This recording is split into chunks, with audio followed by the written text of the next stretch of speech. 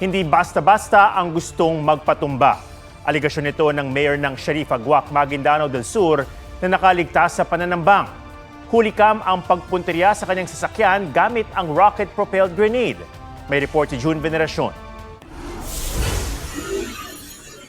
Parang war zone sa Sharif Aguac, Maguindanao del Sur umaga ng January 25. Mula sa minivan, may bumabang lalaki na kargado ng rocket-propelled grenade o RPG. Inasinta ang likuran ng isang SUV. Bulletproof pala ang SUV. Nalulan si Sharif Aguac Mayor Ahmad Mitra Ampatuan. Nakaabante pa ang SUV at nagkaputukan. Huminto ang SUV sa isang kalsada at muling nagkaputukan.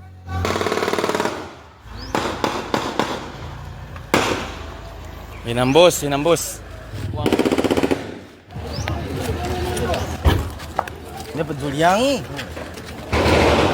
Ligtas si Mayor Ampatuan, pero sugatan ang dalawa sa kanyang security escort.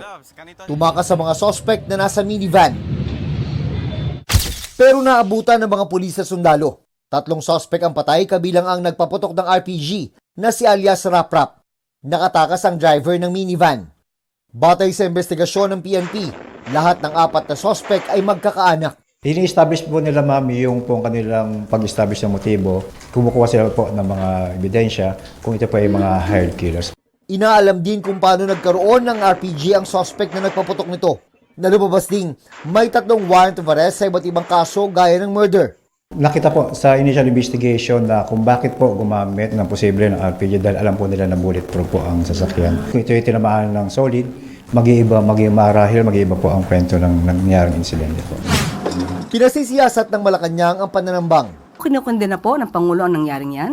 At dahil sa kanya pong pag-uutos at direktiba, agad-agad din pong kumilos ang DILG, pati po ang PNP.